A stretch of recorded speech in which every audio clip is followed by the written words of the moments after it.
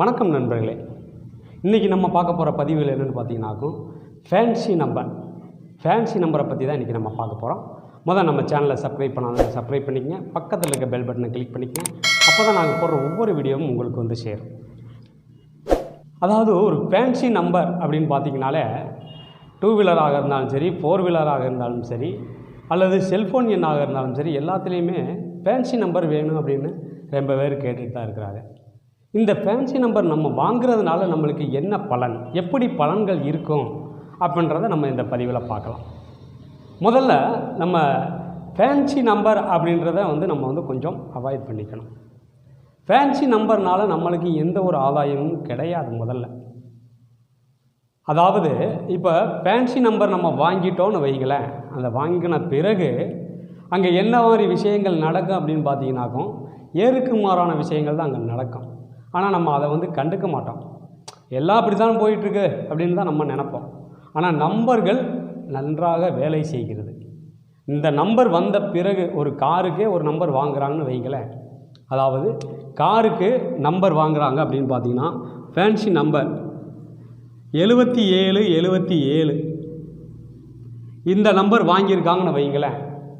இந்த நம்பர் வந்த பிறகு இவர்கள் எப்படியும் கொஞ்சம் பெரிய ஆளாக தான் இருப்பாங்க. சும்மா சாதாரணமாலாம் இந்த மாதிரி நம்பர் வாங்க முடியாது.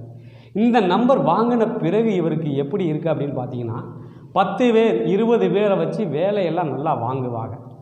சரிங்களா? நல்லா 10 பேர் 100 பேரை வச்சு கூட வேலையெல்லாம் வாங்குவாங்க. வேலைக்கு ஆட்கள் சேரும். ஆனால் முடிவு அப்படின்னு பார்க்கும்போது அங்கே ஏமாற்றத்தை தான் சந்திப்பாங்க. அப்போ இந்த 7777 அப்படின்ற நம்பர் 10 பேரை வச்சு வேலை வாங்கக்கூடிய நம்பர் தான். ஆனால் அதில் ஏமாற்றத்தை சந்திக்கக்கூடிய நம்பரும் அதுவே. அப்போ இந்த நம்பர்களை நம்ம ஏன் காசு கொடுத்து நம்ம எடுக்க வேண்டும்? சரிங்களா? இந்த நம்பர் எப்படியும் குறைஞ்சபட்சம் காருக்கெல்லாம் எடுத்தாங்கனாக்கும் 30 40 ரூபாயாவது கட்டி தான் எடுக்கணும். கேட்டாக்கும் கவர்மெண்ட் நம்பர்னு அப்படின்னு சொல்லிடுவாங்க. இந்த நம்பரை நம்ம எடுத்து அதில் நம்ம ஏன் ஏமாற்றத்தை சந்திக்க வேண்டும் அப்படின்றதான் எங்களுடைய கேள்வி. இதே மாதிரி தான் அடுத்து இன்னொரு நம்பரை பாருங்களேன், 6666. இந்த நம்பர் எப்படி இருக்குது அப்படின்னு பார்த்தீங்கன்னா, இந்த நம்பர் வந்த பிறகு அங்கே பெண்கள் ராஜ்யம் கொஞ்சம் அதிகமாக இருக்கும். பெண்கள் ராஜ்யம் கொஞ்சம் டாமினேட் பண்ணுவாங்க. ஆனால் டோட்டல் அப்படின்னு பார்க்கும்போது 24. அப்போ இந்த 24 என்ன எல்லாம் வேலை செய்ய அப்படின்னு பார்த்தீங்கன்னாக்கும், இவர் ஏதாவது ஒரு பெரிய ப்ராப்பர்ட்டி வாங்கிறதுக்காக, சொத்து பத்து வாங்கிறதுக்காக இவர் வந்து கடன் வாங்கி கடன் அடைச்சிக்கிட்டு இருந்தால் பிரச்சனை இல்லை. இல்லை எதுவுமே இல்லை அப்படின்னாக்கும் அங்கே வந்து கடன் தேவையில்லாததுக்கு கடன் பட்டு அந்த கடனை திருப்பி அடைச்சிக்கிட்டே இருக்கக்கூடிய ஒரு சூழ்நிலையை உருவாக்கும். சரிங்களா?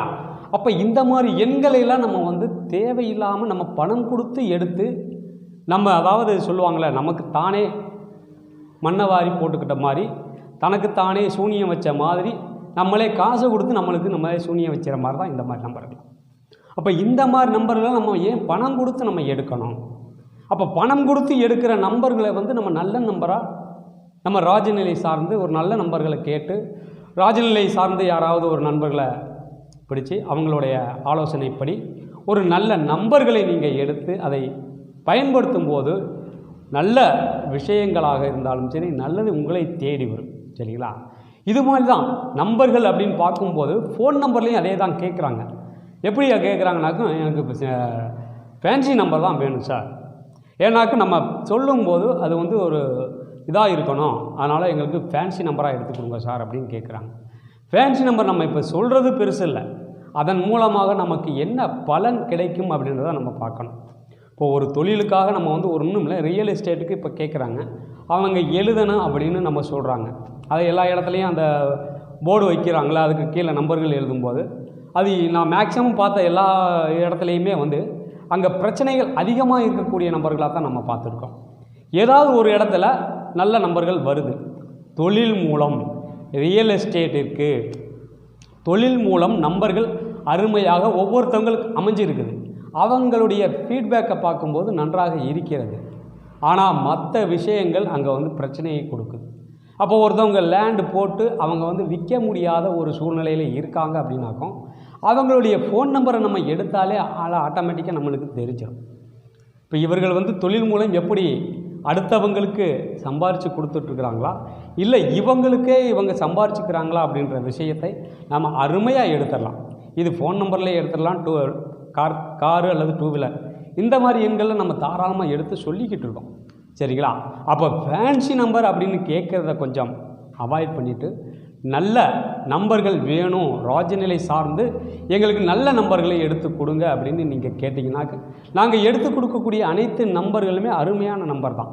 அதற்கு உண்டான பலன்களையும் நாங்கள் வந்து உங்களுக்கு வாய்ஸ் மெசேஜில் உங்களுக்கு போட்டு விட்டுருவோம். அப்போ இந்த மாதிரி ஒவ்வொரு விஷயங்களையும் நம்ம வந்து நல்ல விஷயங்களை நம்ம பயணித்தோம்னாக்கும் நம்ம வாழ்க்கையில் ஜெயிக்கலாம் அப்படின்றதான் இந்த பதிவோட நோக்கமே. இந்த பதிவு பிடிச்சிருந்தா ஒரு லைக் பண்ணுங்கள், ஒரு ஷேர் பண்ணுங்கள். உங்களுக்கு ஏதாவது சந்தேகம்னா இருந்தாக்கும் கீழே இருக்க தொடர்புக்குன்னு நம்பர் போட்டிருப்போம்.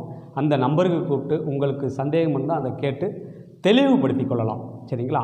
மீண்டும் அடுத்த ஒரு நல்ல பதிவில் சந்திப்போம். அதுவரை உங்களிடமிருந்து விடைபெறுவது திருப்பூரிலிருந்து ராஜநிலை மற்றும் பாரம்பரிய ஜோதிடர் பாலமுருகேஸ்வர். நன்றி, வணக்கம்.